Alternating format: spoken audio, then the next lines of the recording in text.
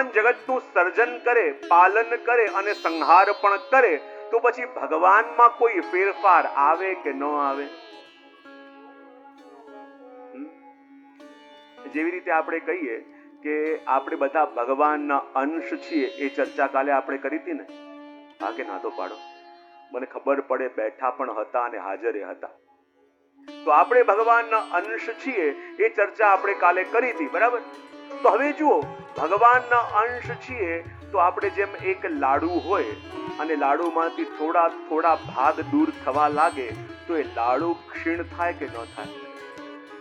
હા, તો આપણે જો બ્રહ્મમાંથી છૂટા પડ્યા તો બ્રહ્મની અંદર કોઈ ફેરફાર થાય કે ન થાય?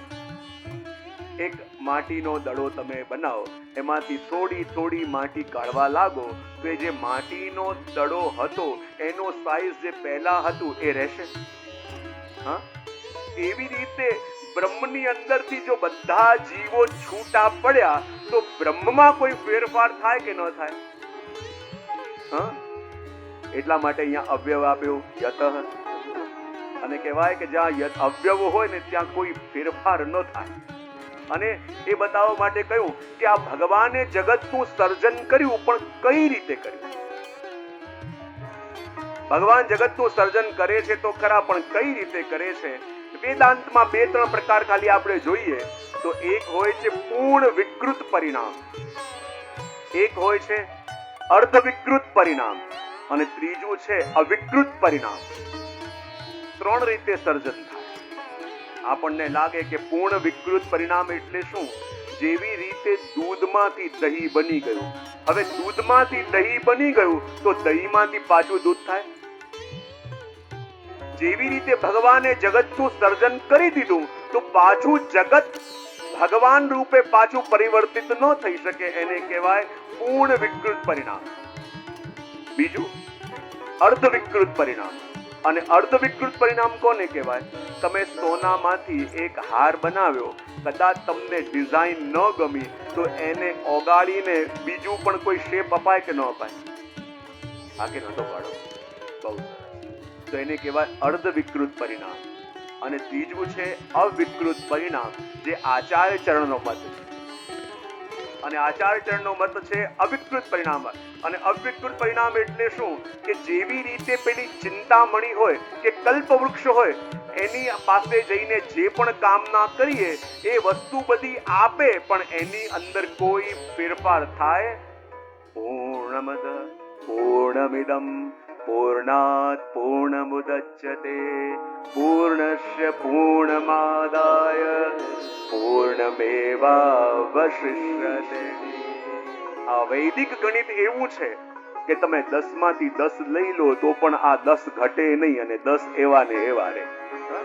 તો જેવી રીતે એક સ્ત્રીમાંથી કોઈ બાળક પ્રગટે તો સ્ત્રીની પૂર્ણતામાં કોઈ ફરક પડે છે? તો એવી રીતે મહાપ્રભુજી કહે છે કે જેવી રીતે એક કલ્પવૃક્ષમાંથી વસ્તુ પ્રગટે, જેવી રીતે ચિંતામણી વસ્તુ આપે પણ એ ચિંતામણીમાં કોઈ ફરક પડતો નથી, એવી રીતે ભગવાને આ જગતનું સર્જન કર્યું. અને કહે કે ભગવાને આ જગતનું સર્જન કર્યું પણ શાના માટે? તો કહે અર્થેષુ. આ જગતના લોકો ચારે પુરુષાર્થ સિદ્ધ કરી શકે એટલા માટે. બોલ્યા ભગવાન કેવા છે? તો કહ્યું સ્વરાટ. કેવા છે ભગવાન? જરા ભાવથી બોલો તો ખરા. સ્વરાટ. સ્વરાટ કોને કહેવાય? સ્વયનૈવ રાજતે ઇતિ સ્વરાટ. જે સ્વયં પ્રકાશિત હોય એને કહેવાય સ્વરાટ. હવે જો સ્વયં પ્રકાશિત હોય એને કહેવાય સ્વરાટ, તો આ સૂર્ય કેવો છે? સ્વયં પ્રકાશિત છે કે નહીં? હા કે ના તો પાડો? તો સૂર્યને તમારે જોવો હોય તો લાઇટની કે દીવાની જરૂર પડે? હા કે ના તો પાડો? ના પડે. તો અહીંયા આપણા ભાગવતકાર કહે છે કે ભગવાન તો સ્વરાટ છે, અને ભગવાન સ્વરાટ છે એટલે કે સ્વયં પ્રકાશિત છે. અને જે સ્વયં પ્રકાશિત હોય એને જોવા માટે બીજા કોઈ સહારાની જરૂર પડતી નથી. પણ આપણે ત્યાં ઋષિ મુનિઓ કહે છે કે આ જેટલા પણ ધર્મશાસ્ત્ર છે એ બધા શું છે? બોલે ભગવાનને જોવાની સર્ચ લાઇટ. શું છે? આ શાસ્ત્રો સર્ચ લાઇટની જેમ છે, જેના દ્વારા આપણે ભગવાનને જોઈએ છે. પણ ભગવાન તો સ્વરાટ છે. હવે ભગવાન પોતે સ્વપ્રકાશિત છે તો પછી એને જોવા માટે કોઈ શાસ્ત્ર રૂપે લાઇટની જરૂર ખરી? તો પછી શાસ્ત્રો કેમ વાંચવા? તો શાસ્ત્રોનો અર્થ નહીં રહે. તો કહે કે ભગવાન સ્વરાટ તો છે તો પણ ધર્મ શાસ્ત્રો સર્ચ લાઇટ જેવા છે તો પણ એની જરૂર ખરી. બોલે કેમ? કે ભગવાન સ્વરાટ પણ છે અને જોડે નટવર પણ છે. કેવા છે? નટવર પણ છે. અને નટવર છે એટલે જે રોલ ભગવાન નિભાવતા હોય એ એટલો 100% નિભાવે છે કે દેવતાઓ જુએ તો એમને પણ થઈ જાય કે આ ભગવાન હોય. ક્યારેક બ્રહ્માજી જેવા દેવતાઓ પણ મોહિત થઈ જાય કે આવી લીલા કરવા વાળા ભગવાન કેવી રીતે હોય. અને એ વખતે ધર્મશાસ્ત્ર આપણને બતાવે. ક્યારેક પત્ની માટે વિલાપ કરતા જુએ ત્યારે પણ સંશય થાય કે પત્ની માટે વિલાપ કરે ભગવાન કેવા, ગો બાળકોનું જૂઠું ખાતા હોય આ ભગવાન કેવા. ત્યારે ધર્મશાસ્ત્રો આપણને કહે કે ભલે લોકવત્તુ લીલા કેવલ્યમ, કે જ્યારે ભલે લોકવત લીલા કરે છે તો પણ આ બ્રહ્મ છે. સાધારણ મનુષ્ય કરે એવી લીલા કરે છે તો પણ એ ભગવાન છે. ત્યારે એ ધર્મશાસ્ત્રો આપણને બતાવે છે અને કહે તેને બ્રહ્મ હૃદય આદિ કવયે. આ સૃષ્ટિના આદિમાં આ વેદોનું જ્ઞાન સૌથી પહેલા ભગવાને કોને આપ્યું? આદિ કવયે. આદિ કવિ એટલે કોણ? આપણે ત્યાં બે પરંપરા ચાલે, એક લોક પરંપરા અને બીજી વેદ પરંપરા. જ્યારે વેદ પરંપરાની વાત આવે ત્યારે આદિ કવિ કોણ? એટલે બ્રહ્માજી. અને લોક પરંપરાની વાત આવે ત્યારે વાલ્મીકી ઋષિ. આ બે પરંપરાઓ આપણે ત્યાં ચાલે. અને કહે આદિ કવિ એટલે બ્રહ્માજીના હૃદયમાં એ આદિ જ્ઞાન આપ્યું. અને કહેવાય આ ભગવાન કેવા છે? તેજો વારિમ રામ યથા વિનિમયો યત્ર ત્રિસર્ગો મૃષા. જો જેવી રીતે આપણે ચાલતા ચાલતા રણમાં જઈએ અને આપણને પેલું મૃગજલ દેખાય અને ભાગતા ભાગતા તરસ મિટાવવા માટે જઈએ, પણ ત્યાં પહોંચીએ તો ખબર પડે કે પાણી તો જેટલી દૂર આવ્યા એટલું દૂર ચાલ્યું ગયું છે. તેમાં વાંક આપણો કે પેલા મૃગજળનો? આપણું ભ્રમ હતું, ત્યાં તો કોઈ હતું નહીં. એવી જ રીતે આપણને છીપલામાં ચાંદીનો ભ્રમ થાય તેમાં વાંક છીપલાનો નહીં આપણો. એવી રીતે ભગવાનની અંદર પણ કોઈ લૌકિક ધર્મોનો ભાસ થાય તે વાંક પ્રભુનો નહીં પણ આપણો. એ વાત અહીંયા કહે છે. અને કહેવા ભગવાન કેવા છે? તેને બ્રહ્મ હૃદય આદિ કવયે મોયંતિ યસુરય તેજો વારિમ રામ યથા વિનિમયો યત્તતિ સર્ગો મૃષા ધામના સ્વેન સદા નિરસ્તકોહકમ સત્યમ પરમ ધીમહિ. એવા પરમ સત્ય ભગવાનનું અમે બધા ધ્યાન ધરીએ છીએ. અને બીજો અર્થ થાય એવા પરમ સત્ય ભગવાનને અમે પ્રેમ કરીએ છીએ. વાત અહીંયા કરી. અને જો આ પ્રથમ સ્કંદના 3 જે પહેલા શ્લોકો છે ને એમાં સંગતિ છે, બીજ, વૃક્ષ અને ફલની. પહેલા શ્લોકમાં બીજ બતાવ્યું, બીજા શ્લોકમાં વૃક્ષ બતાવ્યું. કે આ ભાગવતનો અધિકારી કોણ? તો કહે ધર્મ પ્રોજિત પરમો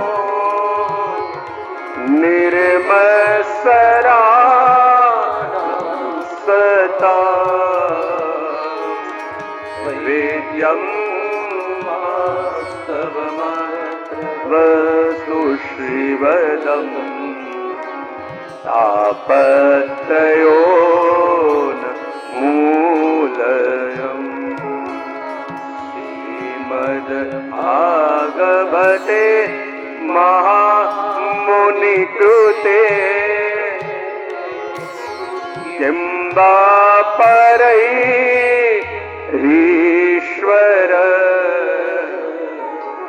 સત્યો રુદ્યતે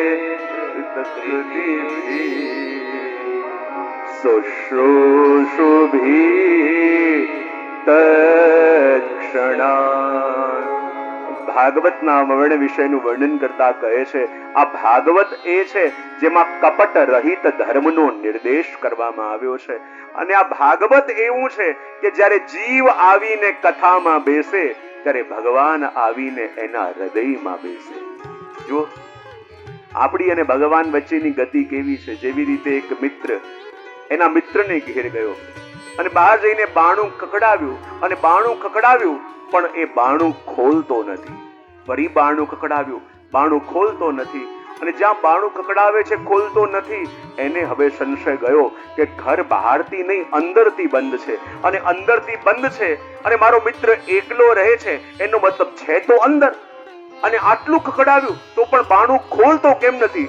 જરૂર મારો મિત્ર કોઈ મુશ્કેલમાં ના હોય. અને જ્યાં આ વિચાર આવ્યો અને એને લાગ્યું કે આખું ઘર ભલે બંધ હોય પણ આ ઘરમાં એક પાછળની બારી એવી છે જે ક્યારે બંધ રહેતી નથી, એ ખુલ્લી હોય છે. અને ચૂપચાપ પાઇપ પકડીને પેલો બારીમાંથી કૂદીને અંદર ગયો અને જોયું તો એનો મિત્ર બેભાન થઈને પડ્યો હતો. અને ત્યારે એને પાણી છાંટ્યું, એને ઝંઝોળ્યો અને જાગ્યો. ત્યારે બંને એકબીજાને ભેટ્યા. અને ભગવાન પણ આપણા હૃદયમાં આ જ રીતે પ્રવેશ કરે છે. ભગવાન તો વર્ષોથી પ્રયત્ન કરે છે કે આપણા અંદર પ્રવેશ કરી જાય, આપણા અંદર પ્રવેશ કરે, પણ આપણે એટલા પાકા છીએ કે ભગવાનને એન્ટ્રી આપતા બહુ સરસ. ભગવાન તો વર્ષોથી પ્રયત્ન કરે છે કે આના હૃદયમાં પ્રવેશ કરું, આની અંદર જાઉં, પણ આપણે પ્રભુને પ્રવેશ આપતા નથી. પણ જ્યારે વ્યક્તિ ભાગવતમાં આવીને બેસે ત્યારે ભગવાન ટકોરા મારે છે કે ભાઈ તારા બારણા ખોલ. પણ કહેવાય ને, વર્ષો વર્ષો સુધી પ્રભુથી વિમુખ રહીને આપણી અંતરાત્મા જે છે એ મૂર્છિત થઈને પડેલી છે. ભગવાન કે તારા દ્વાર તો ખોલ, તારા દ્વાર તો ખોલ, પણ આપણે દ્વાર ખોલતા નથી. અને જ્યારે ભાગવતમાં આવીને બેસીએ ત્યારે ભગવાનને લાગે કે આ આખા ઘરમાં બધા બારણા બંધ હોય, પણ આ કાન રૂપી બારી એવી છે કે જે ક્યારે બંધ હોતી નથી. અને જ્યારે વ્યક્તિ કથામાં આવીને બેસે ત્યારે ભગવાન આ કાન રૂપી બારીમાંથી પ્રવેશ કરી આપણા ભીતર પ્રવેશ કરે છે અને જુએ છે કે વર્ષોથી મારાથી દૂર જઈ આની અંતરાત્મા તો મૂર્છિત થઈને પડેલી છે. ત્યારે ભગવાન એને ઝંઝોળે અને ઝંઝોડીને એને ઊભો કરે અને પોતાના હૃદયથી લગાવે. ત્યારે માનવાનું ભાગવત શ્રવણ કરવું ફલિત થાય. ફલની વાત ત્રીજા શ્લોકમાં કહે, નિગમ કલ્પતરોર ગલિતમ ફલમ. અને કહે કે જુઓ આ ભાગવત શું છે કે ભાઈ વૈકુંઠના પણ 3 પ્રકાર શ્રી મહાપ્રભુજી બતાવે છે. કેટલા પ્રકાર? જરા બોલો તો ખરા. આચાર્યને દરેક વસ્તુના 3 સ્વરૂપ બતાવ્યા છે, આધિભૌતિક, આધ્યાત્મિક અને આધિદૈવિક. એવી રીતે વૈકુંઠના પણ 3 પ્રકાર. એક છે વૈકુંઠ, એક છે રમા વૈકુંઠ અને એક છે વ્યાપી વૈકુંઠ. કેટલા પ્રકાર જોયા? વૈકુંઠમાં ભગવાન શેષ શૈયા પર પહોળેલા છે, રમા વૈકુંઠમાં ભગવાન શેષ શૈયા ઉપર પહોળેલા છે અને લક્ષ્મીજી એમની ચરણ સેવા કરે છે. એક લક્ષ્મીજી છે. પણ વ્યાપી વૈકુંઠમાં એક ભગવાન શેષ શૈયા ઉપર પહોળેલા છે અને હજારો લક્ષ્મીજી આપના ચરણોની સેવા કરે છે. લક્ષ્મી સહસ્ર લીલાભી. સહસ્ત્ર નહીં, સહસ્ર. સહસ્ત્ર કહો તો 1000, પણ સહસ્ર એટલે હજારો. જ્યાં હજારો લક્ષ્મીજીઓ પ્રભુની સેવા કરે એને કહેવાય વ્યાપી વૈકુંઠ, એટલે કે પ્રભુનું ગોલોક ધામ. એની બહાર એક બગીચો છે જેનું નામ છે નિશ્રેય, અને ત્યાં જ વેદ કલ્પ વૃક્ષ રૂપે ઉગેલા છે. જો શ્રી મહાપ્રભુજીએ આ શ્લોકમાં રૂપક અલંકાર સ્વીકાર્યો નથી, એટલે એમ ન કહેવાય વેદ રૂપી વૃક્ષમાં, વેદ રૂપી કલ્પ વૃક્ષમાં. બોલે વેદ જ કલ્પ વૃક્ષ છે અને એમાં ઉગેલું એક ગલિત ફલ એટલે શ્રીમદ ભાગવત. અને ભાગવત જ્યારે ભૂતલમાં આવ્યું અને જ્યારે શુકદેવજીના મુક્તિ શ્રવિત થયું ત્યારે અમૃતનો સંચાર એની અંદર થયો. એ વાત આની અંદર કરી અને હવે આપણને સીધા લઈ જાય છે નૈમિષારણ્યની અંદર, કે જ્યાં બહુ મોટું ઋષિકુલ છે જેના મુખ્ય છે શૌનક મુનિ. અને 1000 વર્ષ ચાલવા વાળા સહસ્રસમ નામના યજ્ઞનું અનુષ્ઠાન એમણે કર્યું છે અને યજ્ઞ કાર્યમાંથી નિવૃત્ત બધા થયા. ભાગવત શ્રવણ કરવાની ઈચ્છા થઈ. ભગવાને પ્રેરણા કરી, સુદજી મહારાજને ત્યાં મોકલ્યા અને શૌનક આદિ ઋષિઓએ આવી હાથ જોડી સૂતજીને પ્રણામ કર્યા.